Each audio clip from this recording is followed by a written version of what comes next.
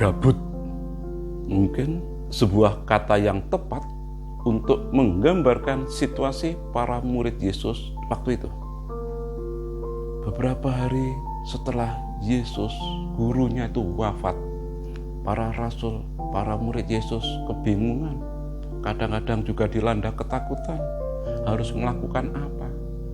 Antara kecewa, sedih, putus asa, bercampur aduk.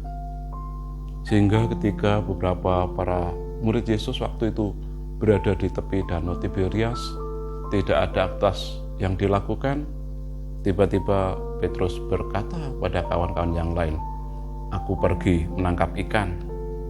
Kemudian murid yang lain yang juga tidak punya aktivitas, "Kami pergi juga bersama engkau." Mereka akhirnya naik perahu ke tengah danau, hendak mencari ikan, tetapi memang tanpa persiapan karena tidak direncanakan. Dan malam itu, keterampilan mereka yang dimiliki bertahun-tahun sebelum menjadi murid Yesus, malam itu tidak ada artinya apa-apa.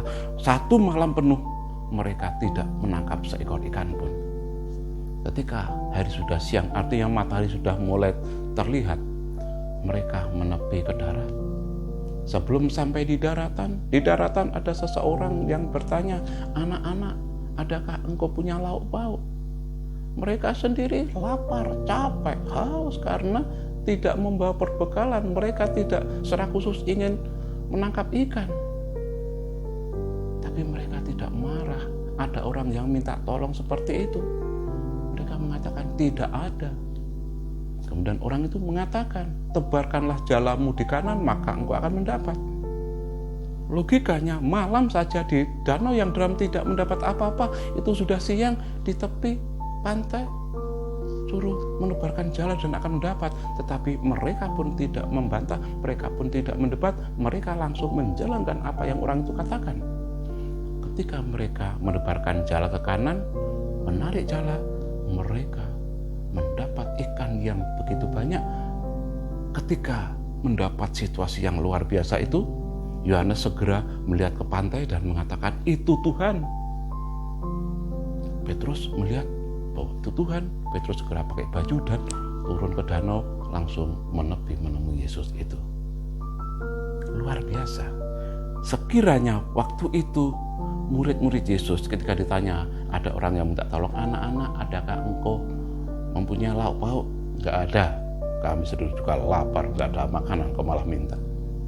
Atau misalnya ketika "Tebarkanlah jalamu di kanan." Semalaman aja di danau yang dalam enggak dapat apa-apa, kok siang di tepi, ngapain kau itu? Tidak mendebat. Para murid sabar dan taat atas perintah itu, dan yang terjadi adalah mereka mengalami mukjizat yang luar biasa. Dan pada saat itu juga dia menyadari bahwa dia sudah sedang berjumpa dengan Tuhan. Dua sifat yang luar biasa yang diajarkan para murid Yesus waktu itu.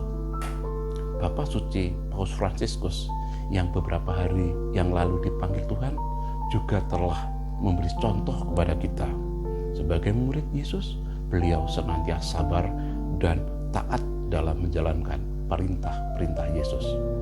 Kita pun adalah murid-murid Yesus.